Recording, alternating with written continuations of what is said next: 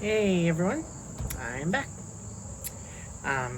So just videos are back to back to back to back. There's 4 of them, and then after this, I'll get back to a once a week video. I don't know what it'll be. Um, One of them, if I'll probably end up going back to 2. The one will end up being about the one will be like a restart on hormones HRT update. So yeah, look forward to that again. But yeah, okay. So this video, I apologized and thanked people. I gave you an update on kind of plans for the channel and kind of some things coming up.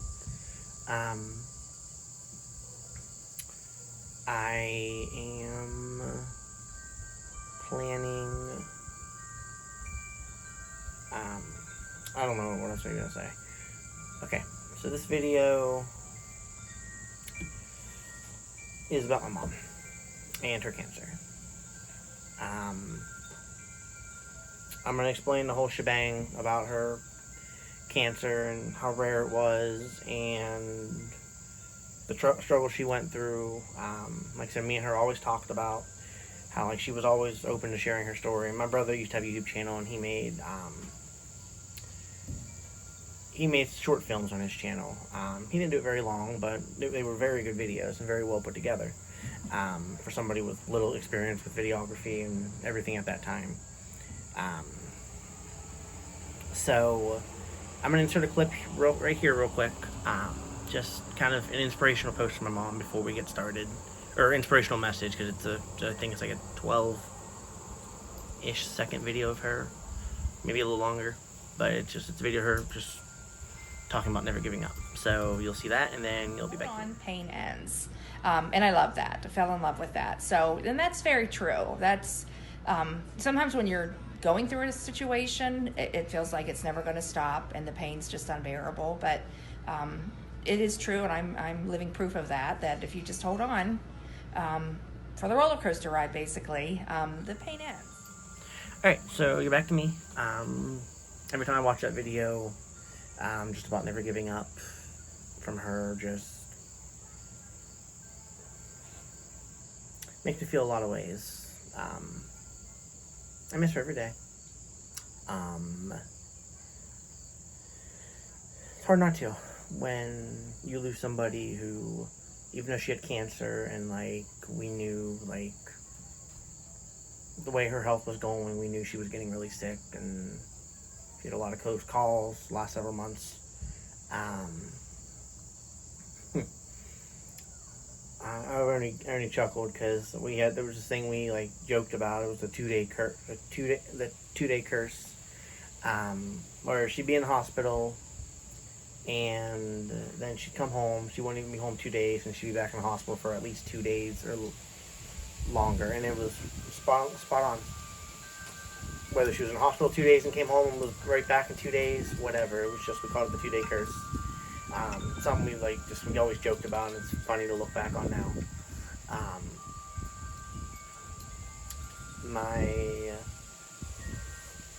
Like I said, even though we knew she had cancer and she was getting sicker and sicker, you always have hope. The entire time she had cancer, I wish there was there we go. I'm a little brighter at least. So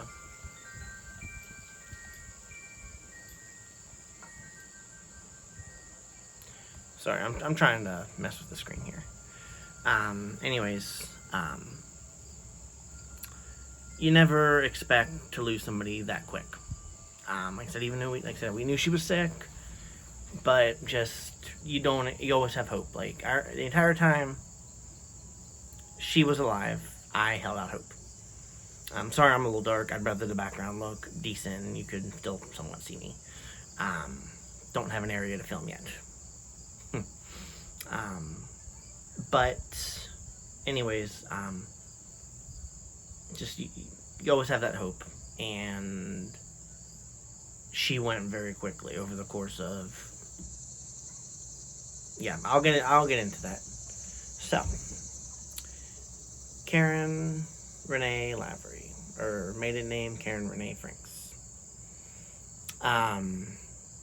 She was born on Christmas Eve, 1968, and she passed away April 26th, 2021 at the age of 52.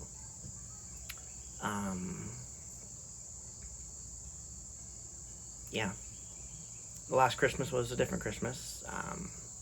None of us exchanged gifts. The year before, I'd given her a really big Christmas, and I was hoping to give her like a late Christmas or like make up for it next year, like the year before.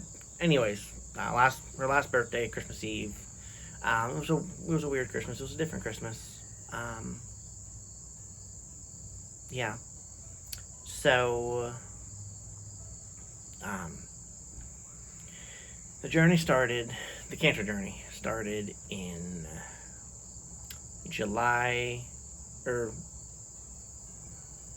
summer 2017. She had this mass that appeared on her arm. No big deal, right? Like, you have a mass on your arm, like, it's scary, but at the same time, like, it's just like, oh, it could just be, like, doctor told her it's just a mass, like, we'll go in, we'll remove it, and you'll be fine. They didn't send anything off for biopsy from the first surgery, which, we all, in turn, wish you would have. Fun fact, the doctor who, did my mom's first surgery on her elbow, or her arm, is in jail now for, I do believe, false prescriptions. That has nothing to do with my mom, but it's funny in hindsight. We used to always joke with her, like saying, like, if you would have sent something off for biopsy, would have got it a lot sooner, could get a couple $1 million out of him. I mean, sure, we always used to laugh about it. I don't think she thought we were serious, but would have been nice for her to do. Anyways, so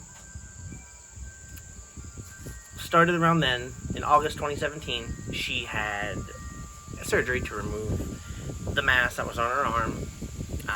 It was done, I think, at Mon Health. Did you believe? Because that's where I know that's where the doctor was from, so I'm assuming Mon Health. And that was that. She had a mechanical arm, like when my knee injury years ago when I had, from the very early on videos on my YouTube channel, you could see, like, I used to post updates about my knee. Anyways, she had a big mechanical thing like I had for my knee, but she had one for her arm. And so we thought that was the end of it. Like, just went on with their lives. Her arm got back to normal, and then in, I want to say December 2017, January 2018, it came back. And this time it was a little further up her arm. So, a different doctor this time. She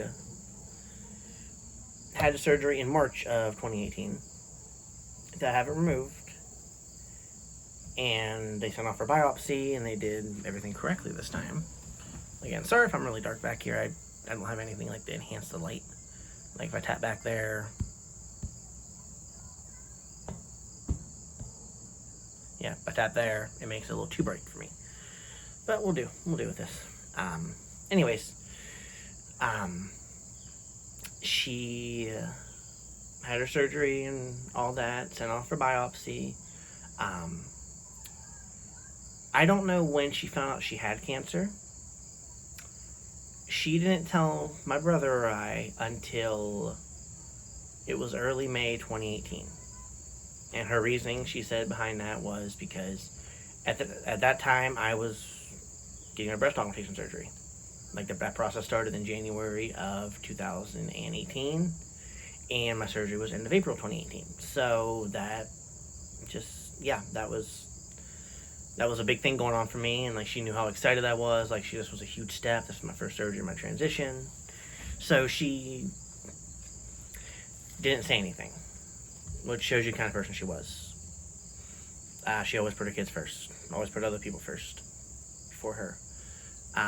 She had the biggest heart right of anyone you'd ever meet. She, like I said, I'm assuming she found out sometime in April. Because a biopsy was sent off, and March. So she found out sometime in April. She told us in early May. And then in May, she had some sort of procedure. I don't know if it was another biopsy or... I think it was another biopsy in May. Just to get a better look at it now that they knew it was cancer. And under the microscope, the cancer cells, they weren't aggressive. They weren't attacking other cells. So that's like mid-May. Fast forward to June, I do believe, 28th, 2018. Day of her surgery. She went in for surgery. And thought everything went well. Thought everything was going well. They pull us in to a little room and said that from when they found the cancer and just a couple lymph nodes and like under her armpit, that from mid-May until the end of June, so about a month and a half, it had spread from just those couple lymph nodes.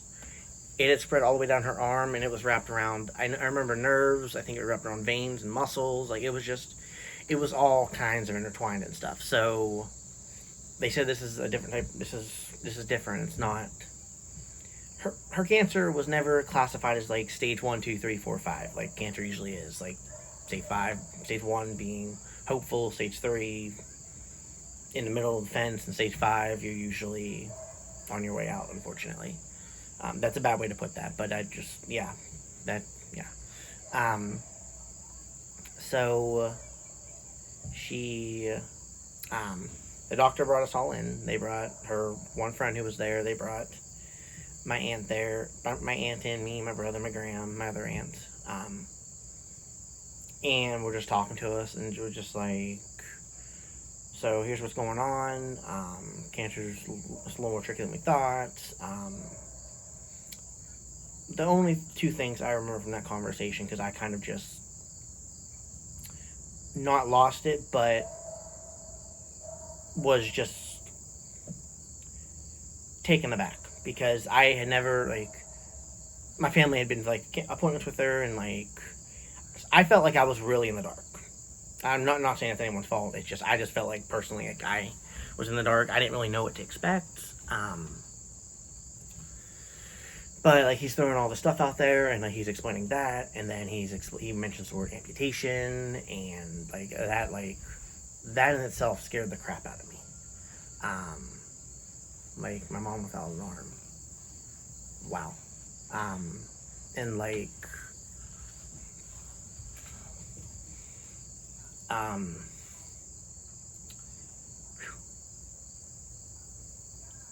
I should be able to make it through this video without crying, but if I do, I do. I'm only saying that just because I haven't talked about the full story in a long time. She, like, said this, the word amputation just really set me back, like, what? Because hearing your parent has cancer is bad enough. Hearing it's worse than they thought, bad. Hearing the word amputation, that's scary. She had sarcoma, which is the best way that was described it to her, and the best way I describe it to others is, a lot of times if you hear about a kid having cancer, it's likely sarcoma. That's what she had. And like I said, that's like, I don't want anyone to take it the wrong way or anything. Like, I'm just saying that, like, they described it to her as the kid cancer. It was like how her endocrinologist, her oncologist described it to her as, like, this is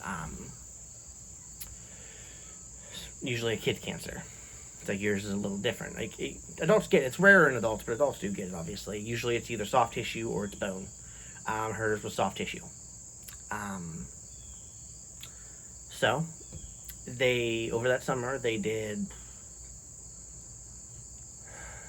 I want to say, I could be wrong about this, I think 24 rounds of radiation is what they did. I think, I could be wrong about the amount of times of radiation, but I think it was 24 rounds of radiation. And then they did her scans and didn't do a whole lot. So they made the plan for October. She would start her chemo. she'd go to the hospital. She'd be there 5 days. And the entire time she was there, she got blasted with chemo. Round the clock, I do believe. I'm saying I do believe because there are some things, like, I think I know it's right, but I'm not 100% sure. Like, I don't want my family members to watch this and be like, oh, well, it was actually like this.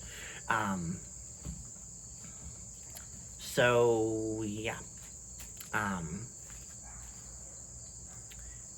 Anyways, my mom, like I said, so in October 2018, she started her treatment for chemotherapy. She got one, I think it was called Red Devil. I don't remember what it's actually called. I think it was called Red Devil. And then she had one where you can only get like 10 of it in your lifetime. That could be the Red Devil. I don't know. I just know there was one, like, you can only get 10 doses of in your life, and then you can't get that chemo ever again. So she got two different types of chemo.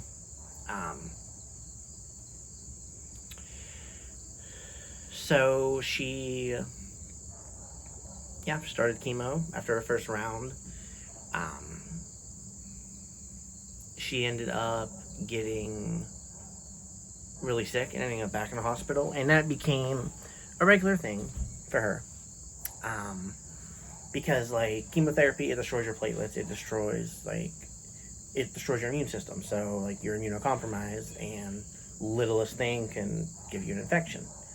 So she ended up in the hospital after her first chemo session for, I think, 10 days, roughly. Might not have been that long, but it was roughly around that time. I just remember her, that being the first of many. Anytime she spiked the slightest fever, she'd have to go to the hospital, and they'd admit her, and she'd have to be on strong IV antibiotics, because chemo destroys your immune system.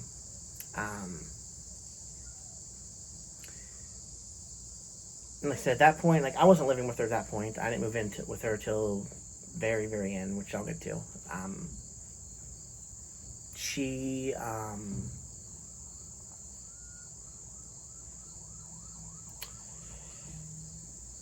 always had a smile on her face, no matter what was going on through all this, like the chemo, the nausea, the sickness, just everything that was going on. She always had a smile on her face, especially for me and my brother. Her kids were everything to her. She never liked to show us weakness.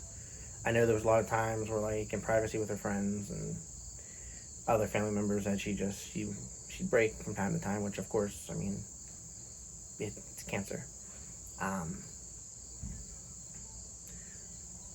But she always had a smile on her face. Even, like, in those moments of weakness, she still had a positive outlook. She never gave up, she never stopped fighting, just, like, cliches to say, but it was true about her.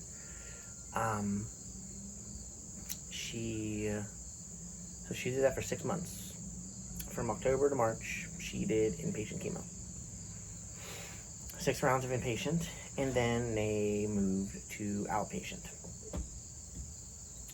Well, we started running the problem with outpatient chemo.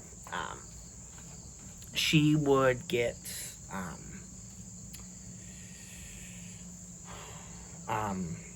her platelets would be really low, which is like platelets in your blood, your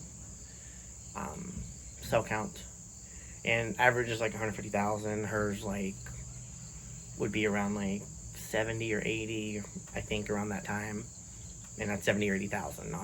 That's I'm not going to sit here and keep saying 70, 80,000 just out of 150,000.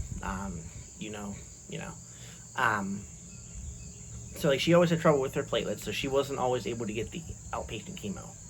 She'd go, platelets would be too low, and she wasn't able to get it. So, okay, it's what it is. She got a couple rounds of outpatient chemo. I don't remember how many. She started that in April, and I think her last one was in July. So, at the end of July 2019, she was declared cancer-free, which it was great. It was fantastic. The battle was won. We were all overcome with just so much joy, so much emotion, so much just, it's been done. You did it. Like, they did her MRI and, or CT scan, whichever one it was. Or CAT scan, not CT. And, or PET scan. Whichever one they did. I forget which one shows more, the MRI or the PET scan. But anyways, they said, like, she got that, and they said there's still some spots. They're like, it could be scar tissue, or they could be something else, so we're going to keep an eye on them. And she did, so every 3 months from July until April of 2020, she got her scans. She'd get them. She had the results back a couple months, or a couple weeks later. But just throughout her cancer-free time, like, she went on a cruise. I had a really good job at the time, and I was able to treat her to the best Christmas I've treated anyone. Basically, a Christmas like I would treat my future kids. Everybody that year got gifts, but, like, I went all out for her. I got her a huge TV that if she knew, like, she would love. I got her a lot of sentimental stuff, like a hoodie about her and my grandpap, a necklace of her and my grandpap,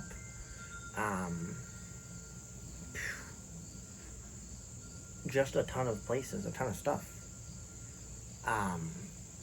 And it was just a lot of sentimental stuff, and just, she loved it. And I loved being able to do that for my mom. Like, I know she hadn't had a Christmas like that since she was a kid. Because when her and my dad were together, forget gifts. But yeah, it just felt great. Like, that was the Christmas where I didn't want anything in return. I got something cool, but that was a Christmas I just wanted to give. And she was the most important person to give to. She was my everything. She was my rock. She was my best friend. She was my only parent most of my life. So early 2020 comes. Not really much going on. She's still getting her scans. Like, after the holidays pass, like the big Christmas.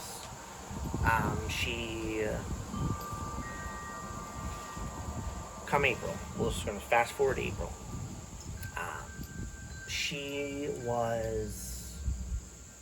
I got a call one day, before work. My brother texted me and said, hey, call me. And I called him, and he's like, are you sitting down? I was like, yeah, what's going on? He's like, it's about Mom, and he's like, her cancer's back. And none of us expected it. I mean, there's always a chance for reoccurrences when it comes to cancer or any sort of disease of that nature. But I don't think any of us expected it that soon. And it kind of just came out of left field.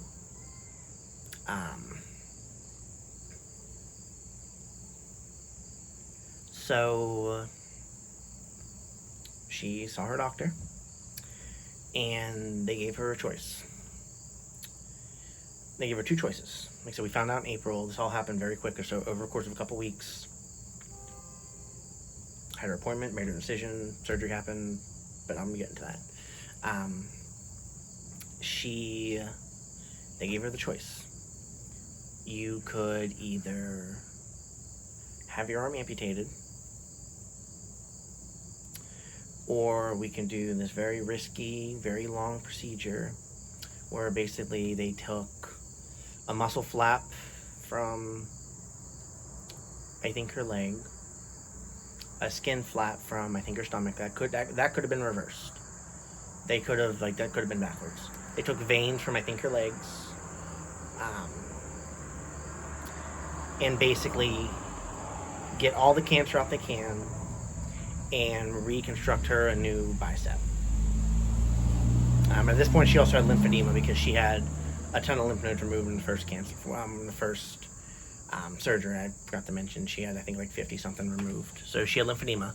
So her arm was very large compared to how it was. So,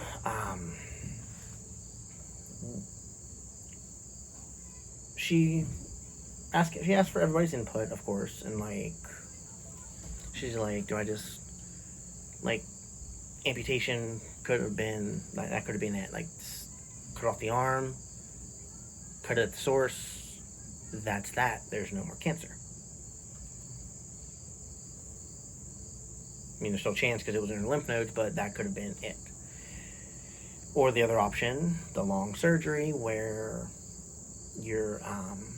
they reconstructed a whole new bicep for her because they couldn't, and they had to reconstruct the new bicep because it was either amputation, and her arm had been through so much from the radiation that was the best option. So in the end, she chose that.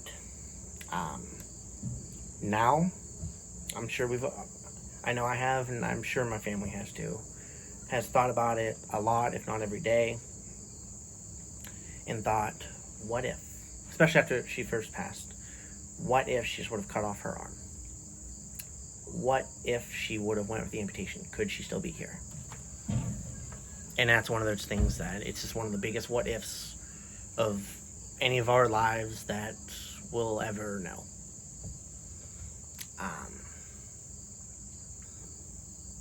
Or that we'll never know, not we'll ever know.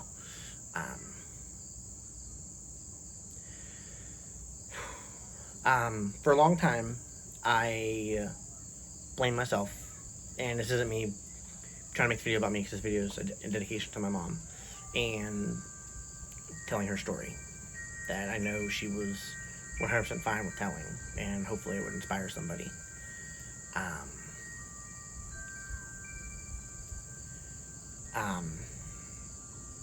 So I really pushed and pushed and pushed. I was like, keep your arm. Like, do what you can to save it. You're a fighter. Fight. I was like, don't take the easy way out. Some of the shit I wasn't mean to her about it or anything. No, that's not not at all. What I'm saying is just like how much I pushed. It was like, you're a fighter. Like, don't do the easy way out. Like, fight. Keep your arm. See what that can happen. So,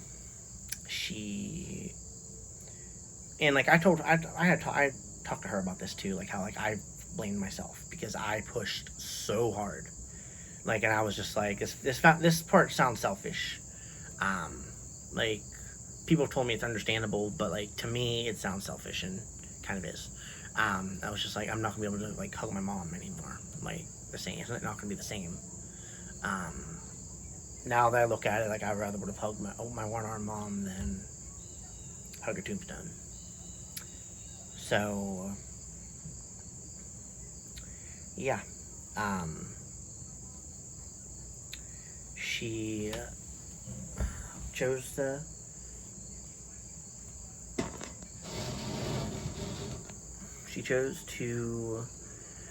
keep the arm. So, surgery was early May 2000. I want to say May 8th, May 10th, something like that. So like I said, they found it again. Like it was like near the end of April. Like, I don't know. April 15th, April 21st, something like that. They found her cancer was back. So very quickly she had to make a decision. She told them her decision. They're like, okay, here's what we're gonna do.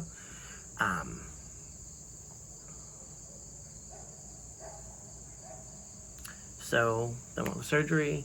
Surgery ended up being, I think, like 14 or 15 hours. They said it was going to be like 10 to 12. It ended up being much longer.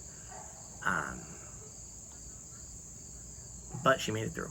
She made it through surgery. She had a smile on her face.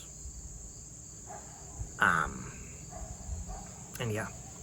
So that was the surgery. And then that began the battle again. They got as much of the cancer as they could while reconstructing her new bicep. And so they gave it a couple months. And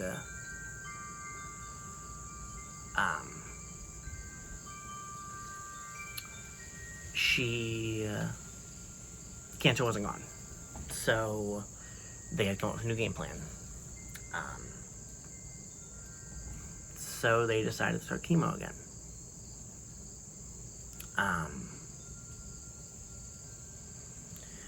So chemo was at the beginning again in October. 2 years later, after she started her first batch of chemo. 2 years to the month. Just like the first time they had a head shape. Before she lost her hair, she colored her hair a crazy color. I think she colored it like purple, because that was her favorite color. So her and my brother, they colored their hair crazy colors. I think she did. I don't know if my brother did. And before she lost her hair, and then they had a head shaving party again, like they did the first time. But this is where things slowly started going downhill. At this point,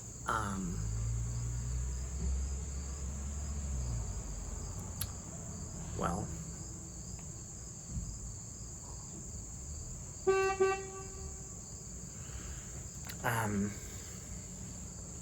Like I said, this is where things started going downhill. So, again, she started her chemo in... sorry, I feel like my hair looks greasy.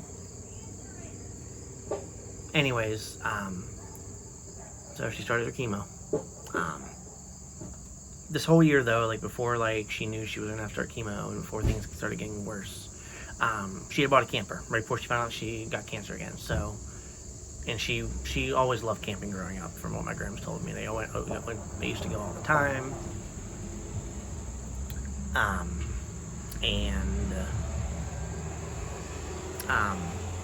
She finally got a camper of her own. She was debating between a camper and a pontoon boat. She got her camper, and she's like, "Oh, next year I'm getting me a pontoon boat." Because every year around that time she got her big bonus from work. It's another thing about her. I'm not getting off topic. She never stopped working.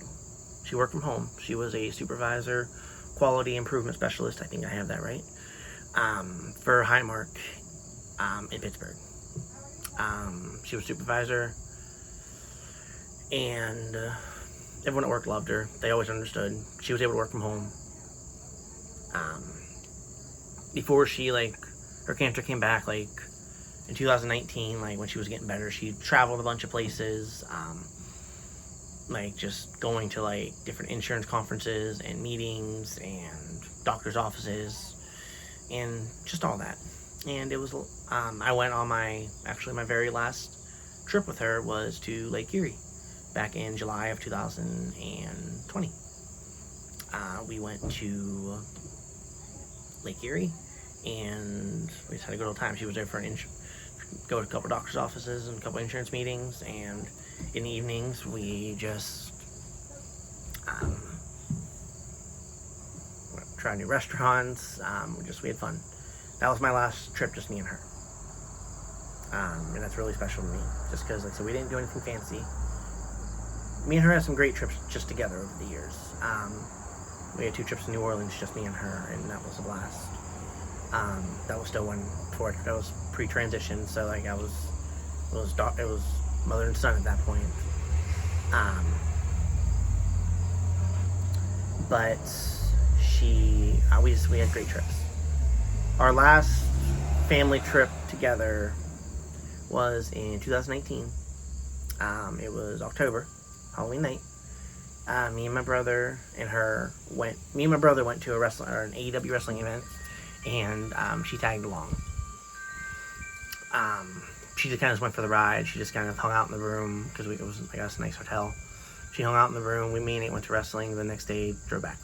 And it was just a blast. Anyways, though. Excuse me. So, anyways, back to her cancer.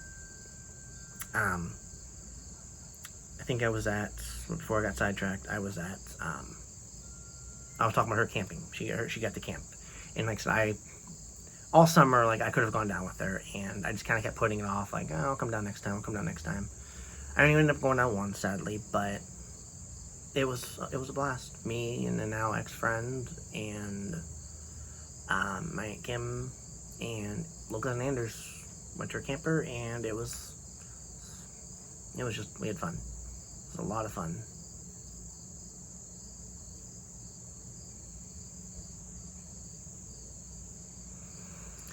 Alright, so back to her cancer. No, sorry, I'm getting sidetracked. Mine's kind of been everywhere lately, not about this, but you'll find out in the life update that's coming next. That'll be the last of the 4 videos. So she started chemo in October, and again, that's when things started going downhill. In October, I can't remember if she ended up with a fever, like the first time. Like, I can't remember if she ended up with a fever back in the hospital or not after her first round of chemo, or first time, how do you even say that?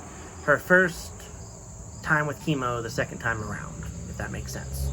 I don't remember if it was like before, where she ended up in the hospital afterwards, because 2-day curse didn't start for a couple months. So she got chemo in October. She got it in November. And then in December, I think it was from the November chemo, she got very, very sick. Very sick. She ended up having C. diff, which I've had before, and is horrible. It's a horrible bacterial infection that you can get from either not washing your hands, or like if somebody, like let's say somebody cleans up animal poop. You live with somebody and there's animal poop and you clean it up and you don't wash your hands. Or like, let's say somebody goes to the bathroom and like doesn't wash their hands and touches the doorknob and you touch that, you can get it that way. You could also get it from hospitals, because some hospitals, like, as clean as they are, just C. diff it's a nasty thing. Nasty little bugger. So she got C. diff, and then she also had a blood infection on top of that. And honestly, like, I wasn't doing very good mentally at this point, at all. In part just because I wasn't handling seeing what my mom was going through very well. But she was, basically, they thought she wasn't going to make it then. They thought that was going to be it. Because she looked awful. I went and saw her, because I was still working at Ruby at that point. And I went and saw her once, and she looked horrible. She looked absolutely horrible.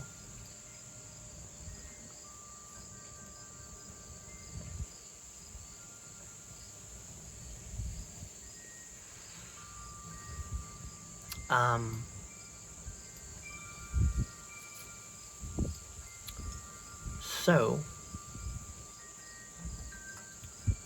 she made it, but from what I understand from my family, around that time is when she started making her funeral arrangements. She knew where she wanted to be buried. She knew she knew a couple songs she wanted played. She had an idea of like what she wanted to look like. So that's when she started getting those things together. And she did that with my gram and my aunts, and they didn't tell us, because my mom was like, I don't want them to have to deal with that if I go. And also around that time, around November, she had started using a cane, because the cancer had made her bones very brittle, and I think it was somewhere near the pelvis. She had is it called a compression fracture? I think it was a compression fracture. And she,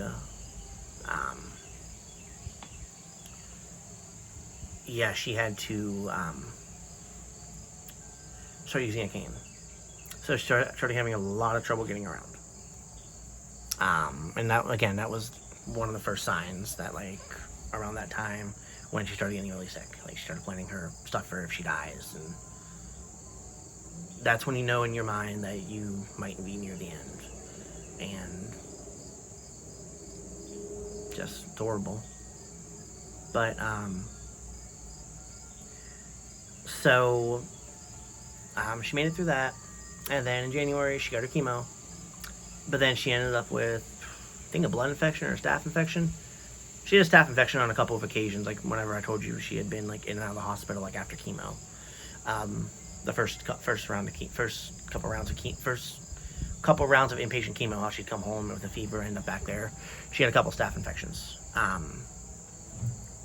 So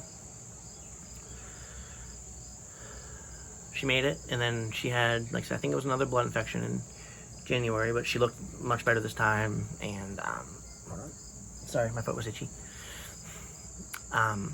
Made it through.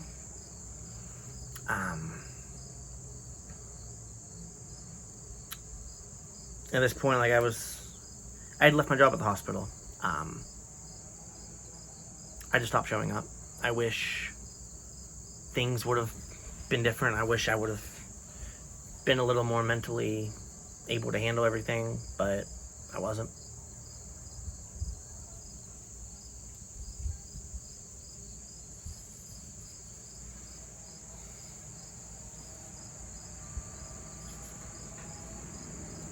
So, sorry, got zoned out. So she said around this time, like I said, she was getting really bad. And in February, they stopped chemo because her platelets wouldn't stay up. Like the last couple months of her life, the highest her platelets were 17. Mind you, that's out of 150,000. Like her average was like 4 or 5. And that's 4 or 5,000 out of 150,000. So you can see how low that is. So every day, up until she died, up until a couple days before she died, she'd go to the cancer center every day. She would get blood and platelets to try to help build them up. And that was an everyday thing, 5 days a week. She'd go in the morning. And like at this point, I'm living with her. February, I moved in with her right on Valentine's Day in 2021. To help start taking care of her. Like every morning, I'd get up, help my grandma with her, get her clean, get her to her toilet. She had a hospital toilet we had bought her. At this point, she's using a walker because the compression fracture was just so bad she couldn't get up the steps anymore. So she started just she started sleeping in a chair downstairs, and then I think it was late March, early April, we got her a hospital bed, and it was downstairs in the kitchen because her kitchen was big. So she used to have a couch in her kitchen, moved that upstairs, and she had a bed in there already. That became my bed while I stayed there for a short amount of time while I was staying there before my brother emptied out his room.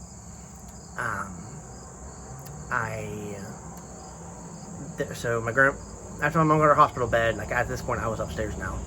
But my gram was sleeping in one bed and my mom was sleeping in the hospital bed. They were right next to each other, so that way if my mom needed anything, my gram's right there.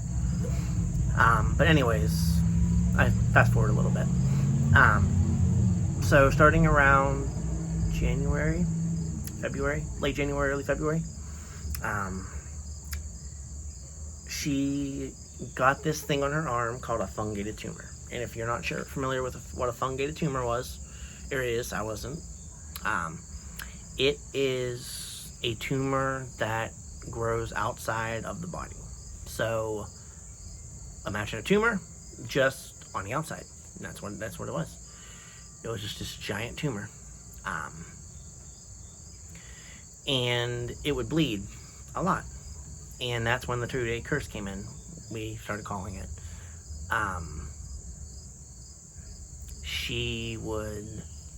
It would start bleeding. If we can get it stopped, great. But if we couldn't, then we'd have to call ambulance. They'd come, they'd take her to the hospital. She'd end up in the hospital for a couple days, and then come back home, and it was just a repeated cycle. Never stopped, just kept going. One thing I forgot to mention, when her cancer first came back. So right now, I'm talking February 2021. right around the time the fungated tumor started. I'm going to fast forward. I'm going to rewind back to summer of 2021, July. I think she found out before this, but this is when I found out. I don't truly know when she found this out, but the cancer had spread to her. When it came back, it had spread to her lungs, and I do believe her spleen. And they told her from the get-go that if we can keep it out of the organs, we'll be okay. Even when it end up in the lungs, they're like, it's small, we can, there's still a chance. So, yeah, anyways, we're going to fast forward now. It just comes into play later, closer to when she passes. She was wonderful person. But anyways, we were talking about, we were in February, I was talking about fungated tumor, okay. Sorry, I'm a little all over the place, just a little spaced out today, and just, yeah. Like I said, I knew I wanted to make these videos today, and I just, still trying to figure out what to say. Fungated tumor started, and just, again, I have one picture on my phone. I'm not going to share it on here, obviously, but I have one picture on my phone about, like, of her friend Matt, our family friend Matt, and coming over with a picture of her fungated tumor, because some people ask what it looks like, and it's just like, well, here was what it looked like. So in February, they were going to do an amputation. They were just going to take her in one night. They were going to do the amputation. Boom, bam, boom. It's going to be done. Well, the morning of, they decided they couldn't do it because of how big the tumor was. And at this point, the cancer kind of like spread, like it was like back, it was like into her shoulder and like almost into her breast. So it wasn't as simple as it would have been before, when it would have been just amputating the arm, take out the lymph nodes, yeah. So wasn't as easy as first time around. Wasn't as easy as they thought it was going to be. So they weren't able to. That was still the plan. But then just again, she just started progressively getting worse. And then at the end of March, it was the first time hospice was mentioned. And for those of you who don't know, hospice is end of life care.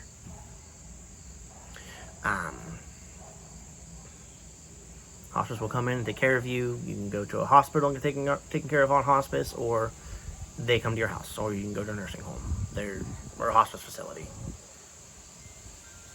But that was the first time I mentioned hospice, because she had an infection, and she started talking off the wall.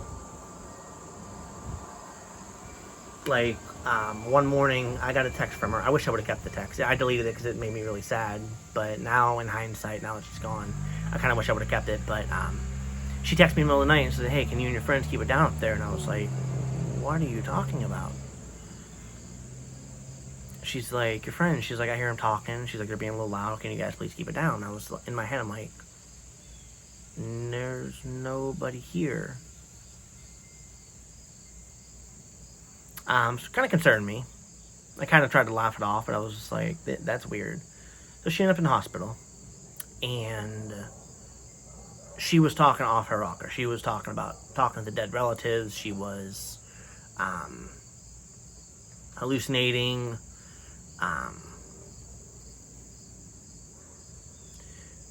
And so at that point, it's just like, as it spread to the brain. That's like when it's, a lot of times when it's in the brain, or like it's like started in the arm, spread lymph nodes, chest, back, lungs, spleen, and they're like, is it in the brain now? Because like obviously people don't just randomly start talking off their walker. So she was in the hospital, and while she was there, I got a really nice text from her. There's still when she was the time period she was talking cuckoo, but I got a really nice text from her because I was talking about admitting myself again, and or wanting to end myself, and she thanked me for. She's like, "You'll never understand how thankful I am for." Text is hard to. I still have the text. And I'll probably include a couple pictures at the end of the video, of just like me holding her hand. The last couple pictures we took together. I'll probably include those at the end because I've never shared those on here. But obviously, I haven't been on here in 2.5 years. Or yeah, over 2.5 years. So she started talking off her rocker, and they said that they did an MRI, and like since they had to stop chemo, like they stopped chemo in February, because her platelets wouldn't stay high enough. They did this thing called immunotherapy for a short amount of time. Didn't really do anything. She was part of a bunch of cancer groups, and like there was all this experimental stuff that was like showing positive signs, and like cancers, and some of them were sarcoma. So she started trying immunotherapy, and like even after they stopped treatment, or after they stopped, there was just like chemo pills she took for a short amount of time, but it didn't do anything.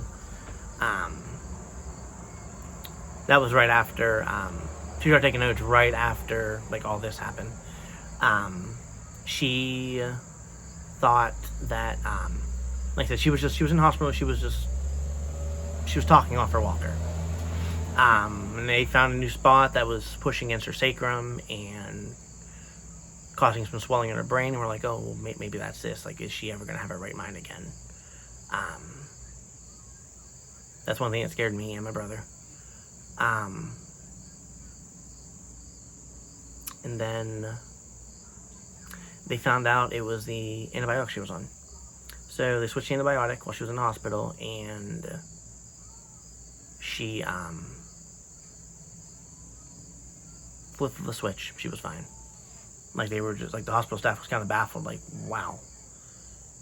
Like, gave her antibiotic that night, next morning she's back to normal. She's not talking off the wall anymore. She's not talking to my dad, Aunt Mitty. She's not talking to my little cousin swinging from the ceiling. She's not talking about her friend Matt's dog. Some of the funny things we laughed about. So, yeah, around that time we got the hospital bed. And we got a wheelchair. And we had a wheelchair ramp. And, like, there was, like, 2 big steps to get in her house. There was one concrete step, and then there was a step into the house. Well, so we got the wheelchair ramp. We got the wheelchair. So she had everything she needed downstairs. Like, downstairs we had her hospital toilet. We had her walker. We had her wheelchair. She didn't really use the walker much unless she was, like, trying to hold on to something to get into the wheelchair. That was about the only time she'd ever use it. At that point, she was basically wheelchair bound. She wasn't walking or anything. So yeah, there's last couple weeks. Like I said, this is early April now. Last couple weeks, we took her on our 2 last outings. Me and my Aunt Kelly and her went to get ice cream, and I want to talk about the picture real quick. We took a picture of just showing, like, oh yeah, like, we should like took a picture, like, oh yeah, we sent it to my grandma, and just like, oh yeah, we took her on a joyride, we kidnapped her.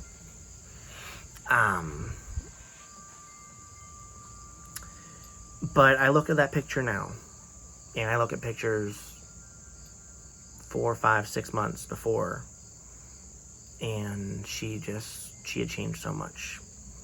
I didn't, like, nowadays when I look back at it, I barely see my mom in that picture. Like, at the time, I loved the picture. It was funny, like it's a selfie, like, I'm in the backseat just throwing a peace sign, and, like, my mom and aunt are, like, trying to squeeze their heads in up front. It's a cute picture.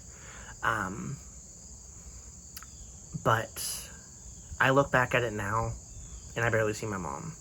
I see a very sick, looks like dying old woman. like just how much the amount of weight she had lost. I'm almost always on the heavier side. I don't know what she weighed before. I know what she weighed when she passed, because for the first time in my life, I weighed more than her. She was 217 when she passed. So much they weighed her in at. And I was 220 at the time. She had dropped a tremendous amount of weight over the last several months, just because, and like it was obvious, like she was barely eating, and she ate a lot of popsicles. She didn't eat a lot, so she lost a lot of weight. Yeah, that's one picture I look back at a lot, and it's just like, when I look at this, like, it's just like, how can I not tell that this was near the end? At the time, in the moment though, you don't think like that. You're still having hope. Like, oh, she's still going to cancer center every day. She's still getting platelets. She's still getting blood. Like, platelets could rise, and so you still have hope. Over my life, I've been a pretty negative person. Like, I've been told that. Last year, before, like, the first video I made, sorry and thank you, I made, last year, before all that went down, a couple days, week, before all that went down, I was told that I was too negative of a person to be friends with by somebody. So I've always just been kind of like a negative Nancy. I've always looked at the absolute worst outcomes, because as my part of my trauma and part of my history, it's just how I handle things. But I always look at the worst. But with her, I didn't. Like, I tried to look at the positives. I tried to look at, just like, I always kept in the back of my mind that she could die. Like, I always knew that was a possibility, but it was like in the back of my head, like, no, that's not gonna happen. Not to me, not to my mom, not to such an amazing person that she is.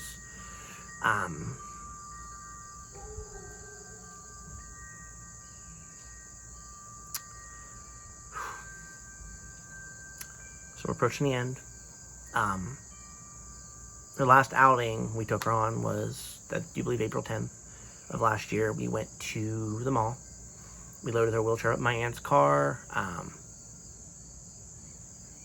We loaded in my Graham's car, and we went to the mall. And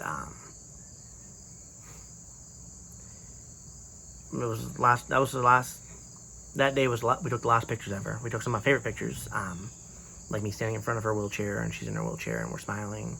And then we took a couple goofy ones in the mall with our mask on.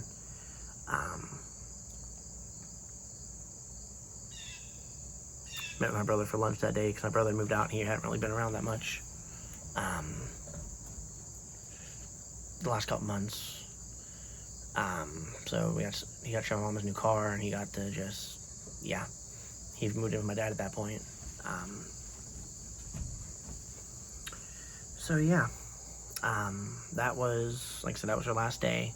We took her out, and the day ended, unfortunately, with the 2-day curse. That was her second day home. She ended up back in the hospital that night, which sucked. Bad ending to a great day. The next couple weeks, just same old. Nothing new, nothing changed. Cancer every day, same old. And then April 21st.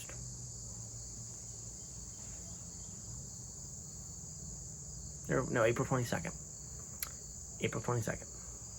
Let me see. Yeah, April 22nd, she went to the cancer center for the last time. She was having a lot of trouble breathing that day. Yeah, at this point, she also had an oxygen machine. So when she was like in her hospital bed, or like when she was just had to go to the cancer center in a car, she had her oxygen machine. She loaded her in the car, like I usually did. Got down the hospital ramp, or got down the wheelchair ramp. I helped get her in the car. I told her I love you.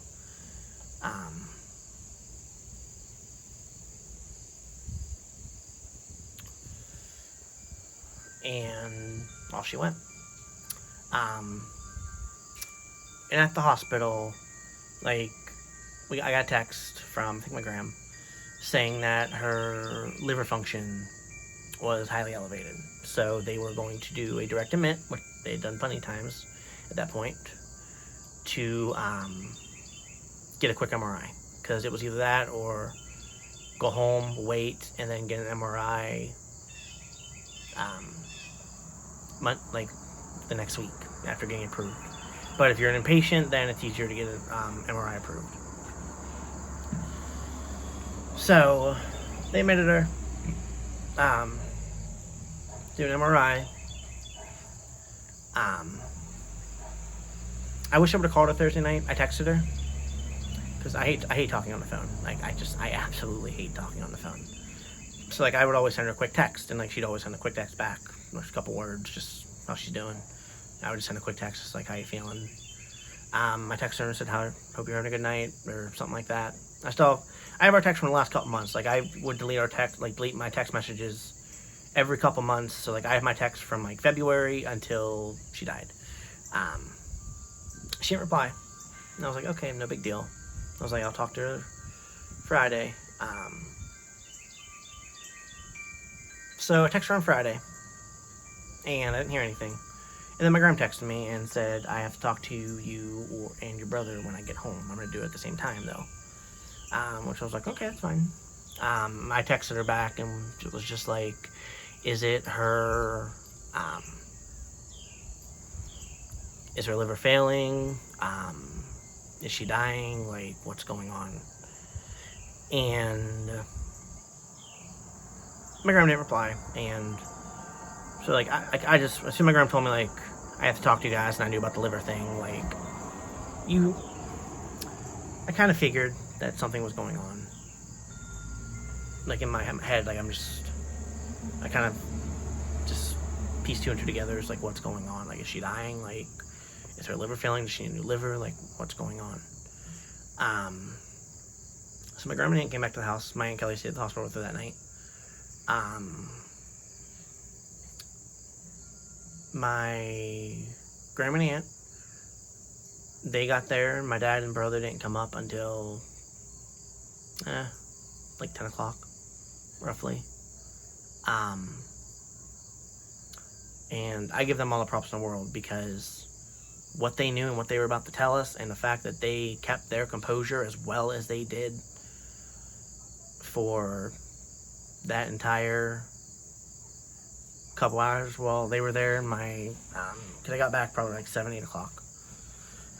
And like I said, my dad and brother didn't get there till like 9:30, 10 o'clock. So it was a couple hours span that they had to keep what they knew hit to themselves until, but my dad and brother got there. And the reason my dad came is because he was my support system for my brother. So this is probably one of the worst nights of my life, worst moments of my life.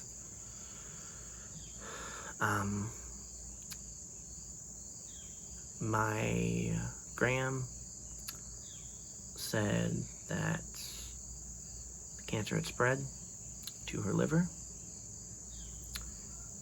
and that they were stopping all treatment. There was nothing they could do. They said that, or she said that, like, unless her platelets rose so high, they can do this, and this. There's like a 1%, 5% chance, 1% chance, something like that. It was real slim numbers. And like,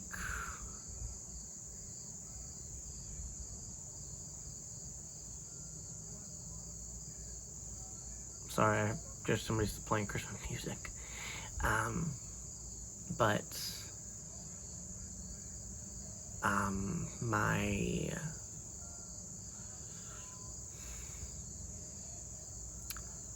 basically my gram said, your mom's not gonna make it. I don't care how old you are never mentally prepared to hear those words. Ever. You're never mentally prepared I'm sitting so close, I'm trying to keep the sun out of my eyes and face. You're never prepared to hear those words. Nor is it. Hearing your mom's not going to make it, your mom's dying. You are never mentally prepared to hear. There, I gotta fix it a little bit.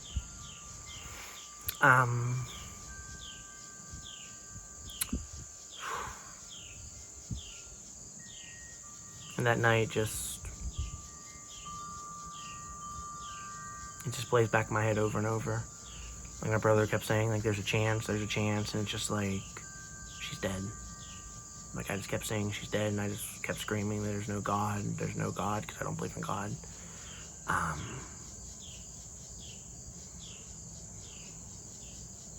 And just, yeah. And then my dad with his snarky comments, oh, you're still gonna have your dad, you're still gonna have your dad, you're still gonna have your dad. It's like, go screw yourself. You weren't there half the time. She was our rock, and she was our best friend for both of us. Neither of us were ready for it. My brother's only 21. You're never prepared to lose a parent, but if you're older, you're at least... I don't know. Like I said, losing a parent's losing a parent, but like I said, when you're older, I feel like it's a little different than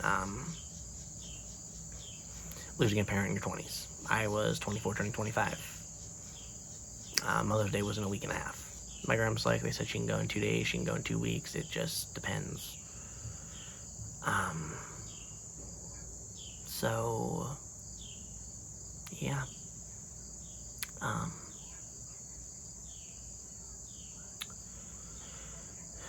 We found out she was dying the 23rd of April.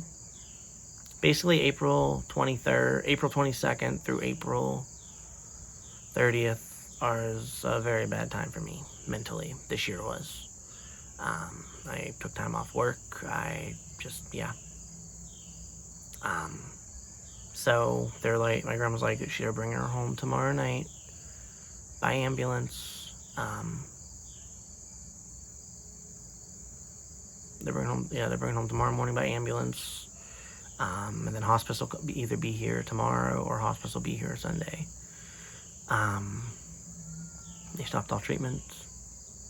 Came home on Saturday. And like, I met her at the door, because like I always did when she came home by ambulance. I always met her at the door, and like I was used to, like, anytime she came out of the ambulance, she'd be like, "Hi, sweetheart. Hey, honey," something like that. Like, she just. But no, when this time around, she looked like she was dying. I mean, she was, but she looked like she was dying. It looked like they were bringing a body, not my mom.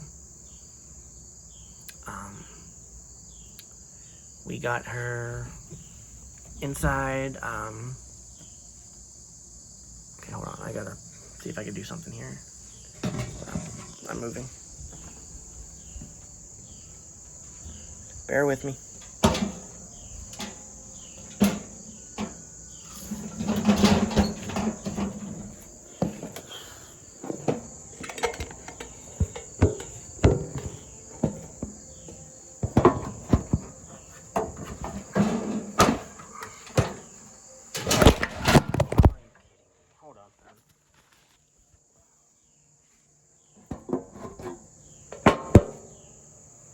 This is better.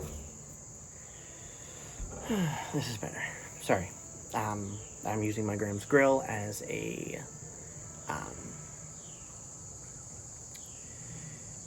tripod, and the gas tank fell out of it, or like fell from where it was being held.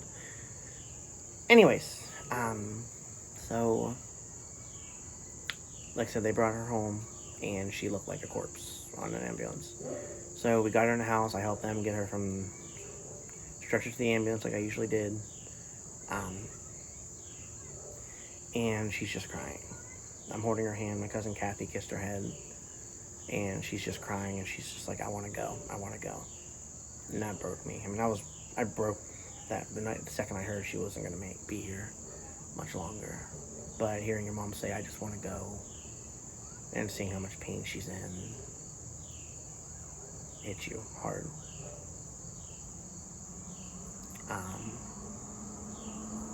So just that day, a lot of people say their goodbyes.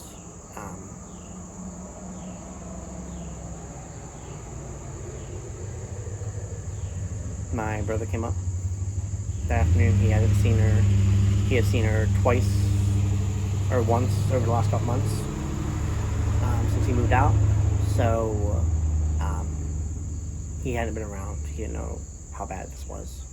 And he wasn't sure if he was able to do it, but he bucked up and he was able to. And when he walked in the room, like, at this point, she was, like, in and out of coherentness. Like, she was, like, starting that, like, as you're passing. Like, you're not always fully here, especially if you're dying a slow death. You're not, if it's not just, like, a quick death.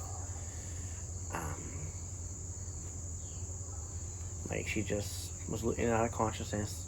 Like, she was still coherent that day. And then when my brother walks in, she perks up like nothing's wrong with her. She's like, "Oh, hey, buddy." She's like, "I'm so proud of you." Yada, yada, yada. She tells him she's so proud of him, that she loves him, and like, he's fighting back tears, and he's like, "You're proud of me, Mom." Like, hearing your mom tell you that, like, when she's dying is a big thing.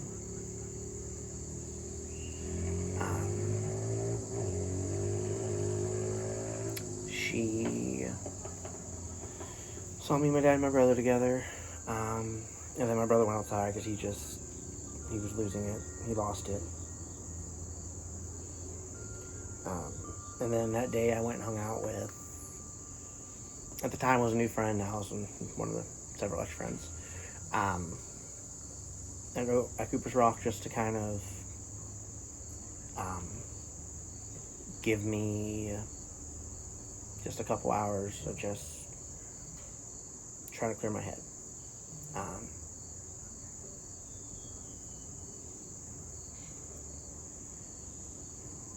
And like, while I'm gone, and like when I get back, my little cousins are there and everything, and like they're saying their goodbyes to her.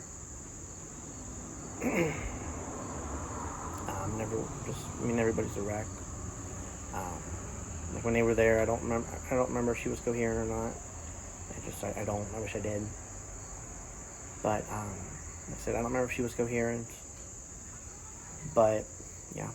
And then everybody's at the house that weekend. Matt stayed. My Aunt Kelly was there. Mike, Kim, me. Well, me and my grandma lived there, obviously. Then my brother, he went back to my dad's, and they said their goodbyes that day. Then the next day, Sunday, hospice came for the first time, and we got a bunch of information. Like, she had been moaning and groaning, and the hospital had told us that it was normal. Like, she's gonna make those noises. Hospice nurse, very nice, very experienced, told us that she was in pain, and that's why she was moaning and groaning so much. They changed all over. At that point, Sunday morning, she had a popsicle. And like, she's like, "This is really good." Like, she was alert, she was awake. She's like, "Popsicle's really good." But when hospice got there, they're like, "You don't want it going down the wrong pipe and her drowning." So they took her off all foods and all liquids. Basically, the only thing they told us we could do is dip this little sponge thing that we had on a stick and like moisten her lips with it, put chapstick on her, but that was it. We couldn't do anything else. No more food, no more liquid, no more popsicles, nothing. Because like Saturday when she got home, she wanted her ginger ale because she loved her ginger ale. She ended up getting in her casket. She always said if there were two things she would be buried with. Like, we were watching an episode of Family Feud. She was like, "Can I?" She's like, "There's two things." They asked two things you'd want to be buried with, or something you'd want to be buried with, and she was like, "I want to be buried with a ginger ale and my chapstick." So she did. She had a ginger ale in her casket, and she had her chapstick take her through the afterlife.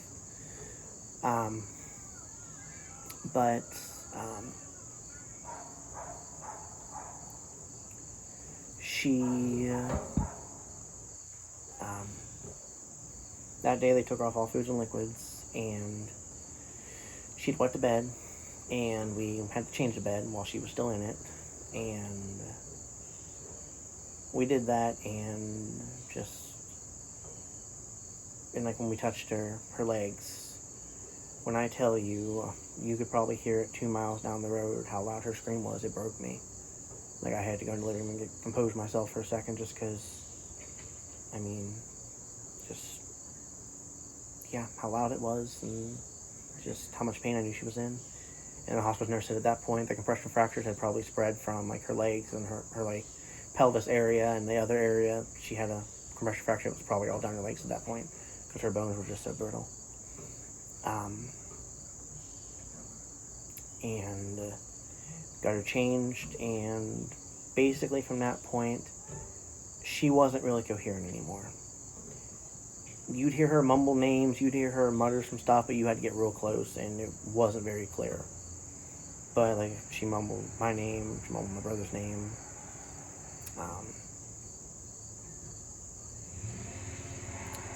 Monday morning, I heard her say Kyle's name, and I think because, like, Sunday night, we had been talking about Kyle, my best friend.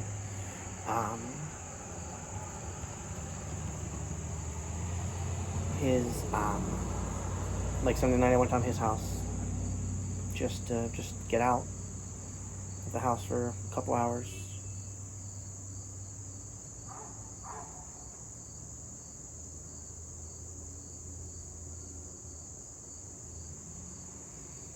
And, sorry, sometimes I keep forgetting I'm recording, so I keep looking off. So like I said, I don't tell this story often. I don't go into detail about this story very often. The details, but like I said, this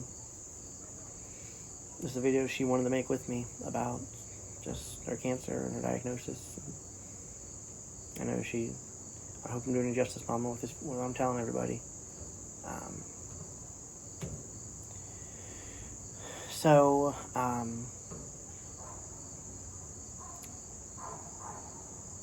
Like I said, Sunday night I went down to Kyle's house, and then I told my gram that, like, I sent her a text. I sent a group text to my gram, Matt, my Aunt Kelly, and it was just like, I really want Kyle to be a pallbearer. I also pushed for my dad to be a pallbearer, which, now that I look back at it, what the hell was I thinking? But I told her, I was like, I really want Kyle to be a pallbearer. My grandma was running the funeral. My grandma was in charge of the funeral. So I had no say in anything for the most part, but I wanted to, there were certain things I wanted for my mom. Kyle was one of my mom's 2 favorite adopted kids, him and Sarah.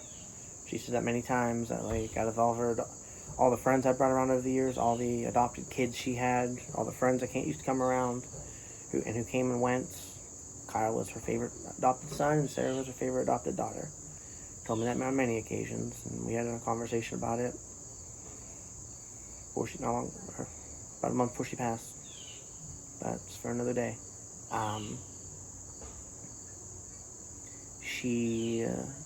So, he said, anybody can say what they say, but like I said, I heard her mumble my name, my brother's name, and Kyle's name. And the reason I say that is because,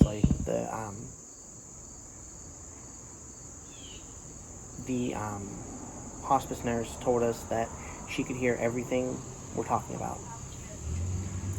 Like I said, and Monday we decided to, she told us Monday, I had my last therapy with my therapist before she went on her honeymoon, and I had updated her about my mom and what happened over the last week, and I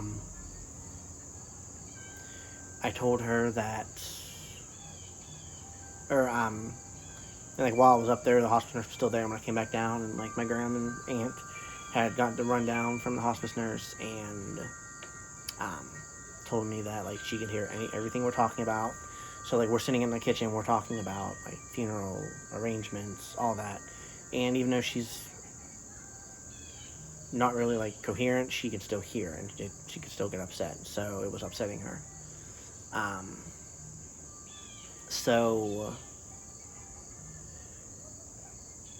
I went and did some errands. My I wanted one of my best friends to come say goodbye to my mom with me.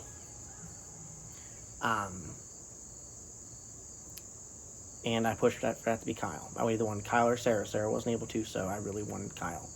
So it was one of those two. I wanted one of my best friends to come say goodbye with me. And my grandma allowed it. Because there were a bunch of people who wanted to come see her and say goodbye. My grandma and my family was just like, it might not be such a best idea now. And she let me bring Kyle, which meant a lot to me. And I know it meant a lot to Kyle too. So Kyle brought Kyle up, and we weren't there very long because we were waiting for the hospice nurse to come back, and my grandma wanted the house to be clear by the time the hospice nurse came back. So we were in there maybe a minute, maybe not even. We went in there. I gave her a hug and kiss, and then Kyle just said, thanks for always believing in me, and thanks for, I think he said something about, like, thanks for always believing in me when no one else did, or something of that nature. Then he gave her a hug and kiss, and we left, and I broke down on the way to the car.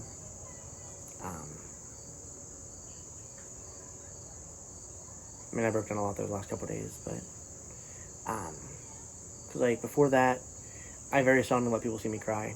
I don't just, my abusive ex, Johnny, from 7 years ago, who, yeah. Anyways,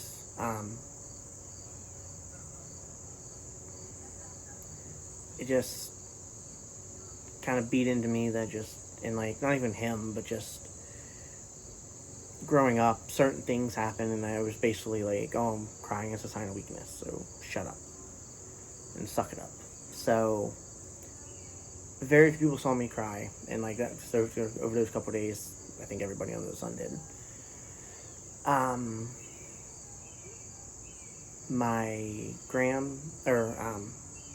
So I went and did some errands. I went and picked up pictures for the funeral. I went and picked up picture frames. I took Kyle home. I went and checked the mail. I FaceTimed somebody who is still very important to me. I don't really know what happened to our friendship. Storm. You've heard me talk about her on the years, and she was on several videos years ago. I don't know what happened to our friendship. It didn't have anything. It ended before everything happened in November. But I FaceTimed her and just gave her the rundown of my mom, because she was able to relate, just because she lost somebody very close to her. So then after I left the mailbox, I was driving. I came down and around and was getting ready to go back up the little lane of houses, and my cousin Kathy is coming down, and she has a priest with her, and she rolls on her window and says, "We just read your mom her last rites." And then so I drove up to the house, and like I rush inside, and my girl tells me, she's like, it's just a matter of minutes at this point. So I go in, and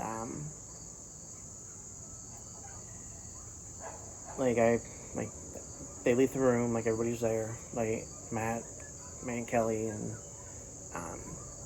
my girl, they give me some alone time with her. And one of my favorite songs, one song I was becoming very fond of was the song We'll Meet Again by Very Lynn. And I'd been listening to it a lot the last couple of days. And then I sang it to her. I sang her the chorus. We'll meet again. Don't know where, don't know when, but I know we'll see each other, or we'll meet again. Don't know where, don't know when, but I know I forget how the rest of it goes, which is really sad. Keep smiling through, just like you always do, until the blue clouds drive the dark clouds far away. And I kept saying that to her. I ignore my horrible singing. I know I am no singer whatsoever. But I was singing that with her until I saw her chest go up, down, down. And then when I didn't see her chest anymore, and I didn't hear anything coming out of her nose or mouth, I checked her pulse. I didn't hear it. I checked her pulse. I didn't feel anything, so I ran. I said, I think she's gone. And Matt came in there and checked her pulse, and she was gone. We waited till Aunt got there to turn off the oxygen because she was medical power of attorney, so we had to wait for that. Chimes in the background or something. A family friend got my gram. Little thing you see swaying right there has my mom's name on it. But she turned off her oxygen, and waited for hospice to get there to officially pronounce her dead. By the time hospice got there, it was a little after 7. She passed probably a little after 5. So by the time hospice got there, she was the one who had to pronounce her dead.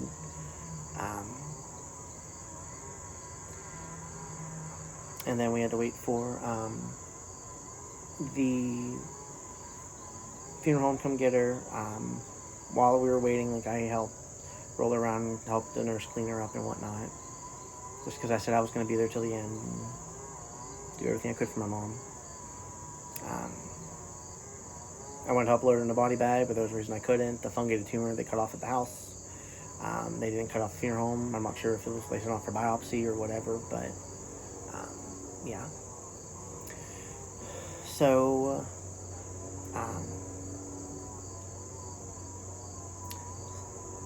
we're gonna go back to Sunday real quick. Like I said, she passed on Monday, 26th. We're back at Sunday, the 25th. Saturday, it might have been Saturday night even, but yeah, it was Saturday night. My aunt, since she was medical power of attorney, she had access to my mom's health stuff, and the cancer had spread tremendously. From at the end of March, when she had her last MRI, to April 22nd, or no, April 23rd, when she had her second one. Her next one, not second. The cancer, they stopped chemo in February, and they tried to immunotherapy, and then they tried the chemo pill, and neither did a damn thing.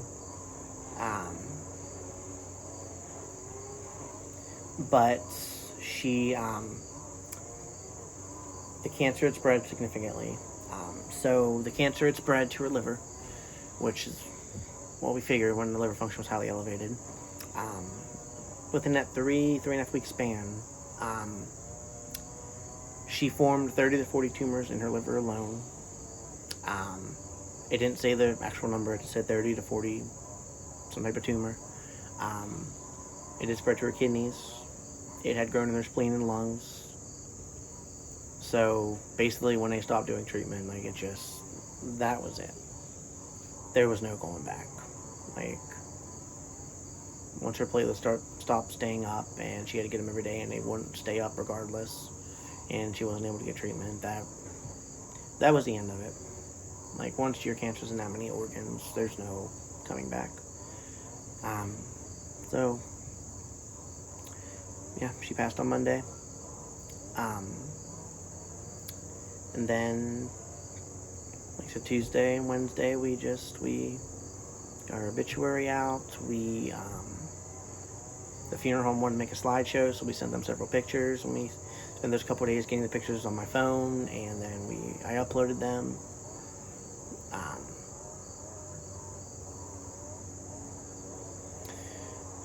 And yeah,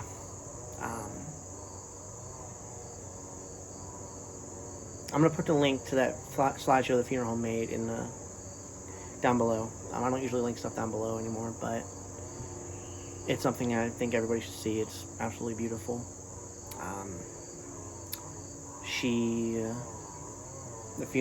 The viewing was Thursday from 2 to 4, And then from 6 to 8, in between, we went back to my aunt's house. One thing I'll say is Kyle, and she's now an ex-friend, but Kaylin, they were there every step of the way. Like, they stayed with me for a couple days.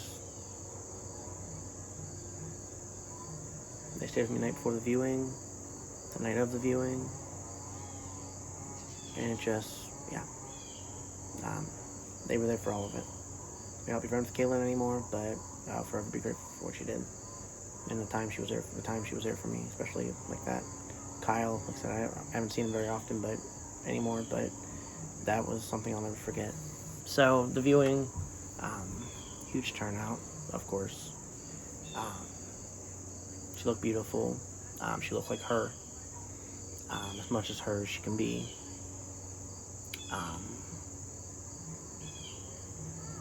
Just seeing her in the casket, just,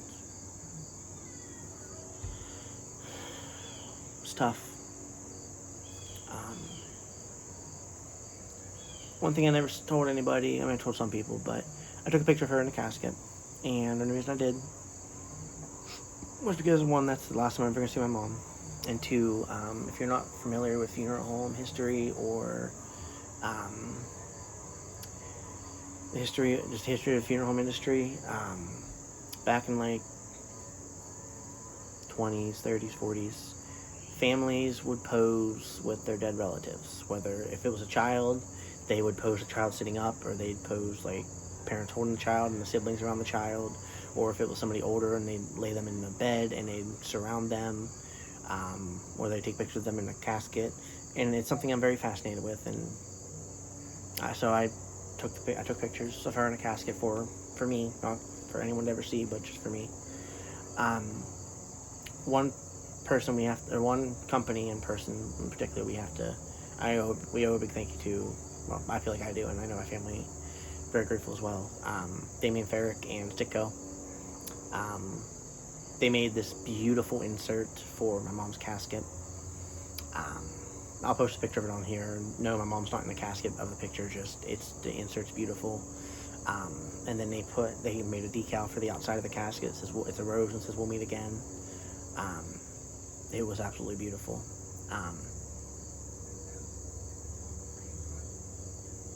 So yeah, her viewing, big turnouts. A lot of fake people, obviously. I say fake people just because family who disowned me from my dad's side came and gave me all kinds of hugs and like, "Oh, I'm so sorry." And in my head, I'm just like, "You said some horrible things about me years ago. Go screw yourself." Anyways, a lot of people came. And then funeral was the next day. Me and my brother both read a eulogy. We had my cousin Blaze or Christine on backup just in case neither of us could read it, but I was determined, because from the get-go, when she first got her cancer, I started having night terrors of almost like future events, like me giving a eulogy at Mom's funeral, and it came true, and I was able to make it through it.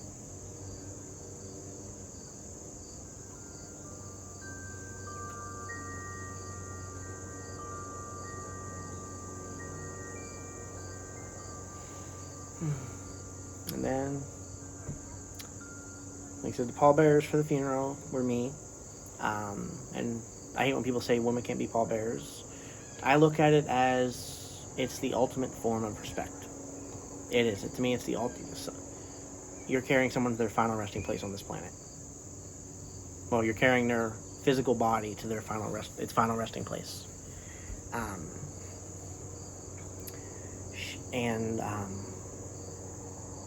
Yeah, pallbearer was me. Pallbearers were me, Kyle, my cousin Cody, my childhood friend Anthony, his dad, which was also one of my mom's very close friends, Terry, and my dad. Those were the pallbearers.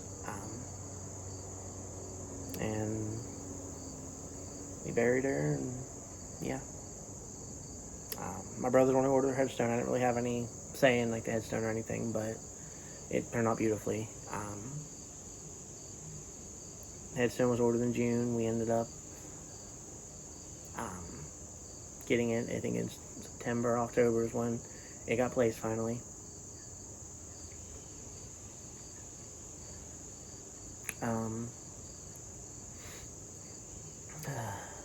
Fuck. Oh, sorry, I didn't mean to say the F word. Made it feel without crying, so that's a good thing.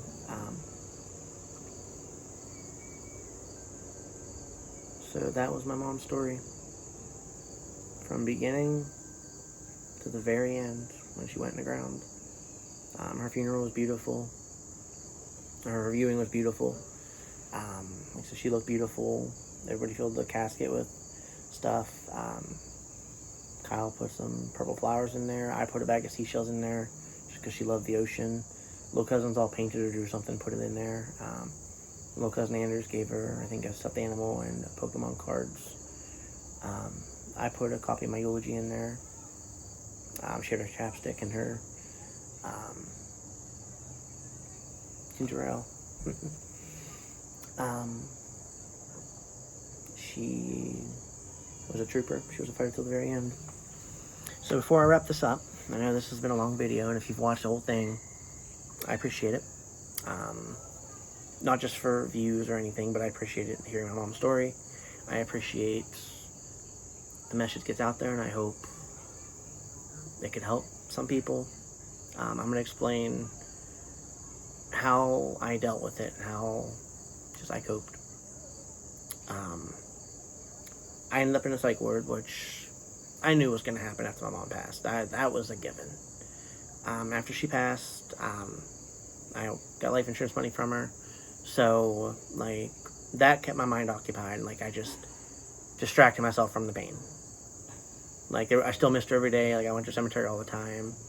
Like, on my 25th birthday, I went and, at her class reunion, she would always drink Fireball. Fireball used to be my favorite when I was younger. So I went to her grave on my 25th birthday and, got one of those tiny little things of Fireball, like the airplane-sized bottles. And I drank half of it, and then I dumped half on the grave, and I left the bottle sitting there for several months.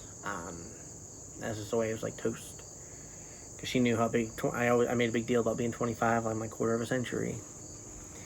But, she just, yeah, like I said, I kept myself occupied and distracted with the money. And then I wasn't okay. Took me a long time to realize that, like, she wasn't here and to accept it. Like, the 5 stages of the grieving I know are, I don't remember the order they go in. I know there's depression, I know there's anger, I know there's bargaining, I know there's acceptance, and I know there's one more in there, 'cause there's 5 stages of grieving. I don't remember the last one. Bargaining, basically, if you don't, I didn't really know what that meant, but it just, from what I understand, just, basically, like, trying to convince yourself they're still here, there's a way they can come back, and not really accepting it. Final stage is acceptance. Anger was a big one. Depression was a big one for me. And it just, for me personally, just reaffirmed my already anti-religious views, and just, I don't think there was ever a chance I could ever believe in a God again anyways, but it certainly killed that for me. But for those who've lost somebody to cancer, or just whatever, whether you've lost somebody to cancer, to diabetes, to a muscle disease, whether you've watched somebody slowly lose themselves, and, like, if you're battling somebody, like I said, muscle disease, I know, are a big one with that. My grandpa had that, and other close family member. And if you lose, or if you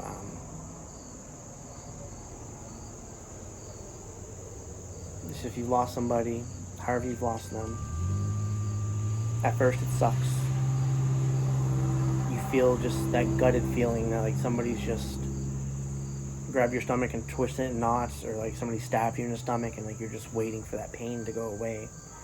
It does. It takes a lot of time. It's taken me well over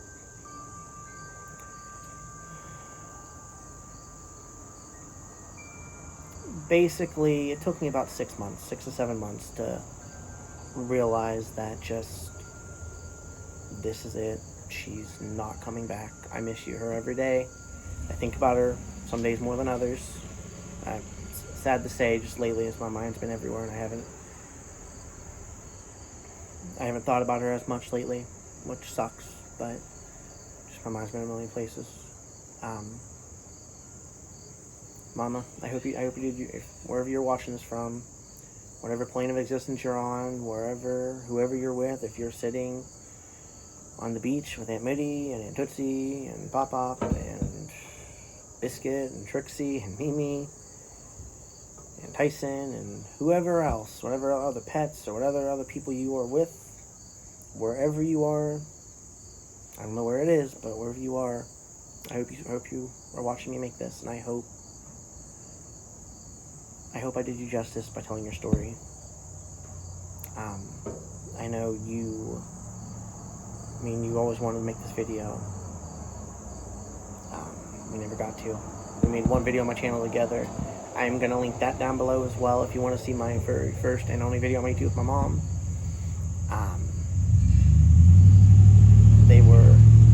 It was whenever I had the video series when I first started transitioning, Truth and Life Changes of Coming Out Transgender. I made a video with her, and she just kind of gave her insight a little bit. Like I said, at the beginning of the video, I put that little clip in there about like her talking, and then at the end there's going to be a couple pictures. No music, because I cannot no longer use the music I used before. Why? Copyright. And if I ever want to use YouTube, and I ever want to decide to make money off YouTube, and if I ever get that big, which I doubt, but you never know, I would rather have my videos not be demonetized, my videos rather not be flagged, my videos not be copyrighted with music. So there'll be some pictures at the end. Might be the generic iMovie music. God, I gotta figure out a way to get a computer and start editing videos on there with a camera, because that would be good. So just know it gets better for anybody who's lost somebody. That gutted feeling goes away. Time doesn't heal all wounds, because you will always miss that person. But it gets easier to miss them. Yeah. Alright, I hope you've enjoyed this video, guys.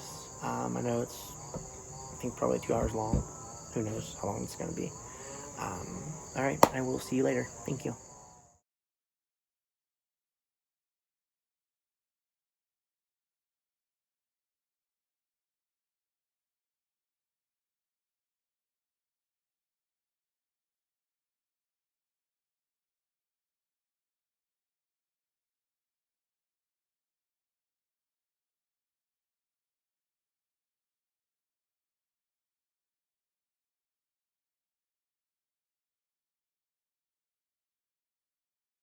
Don't hate me 'cause you hate me. It's a 7-day odor-free home, so slide on over to Arm & Hammer.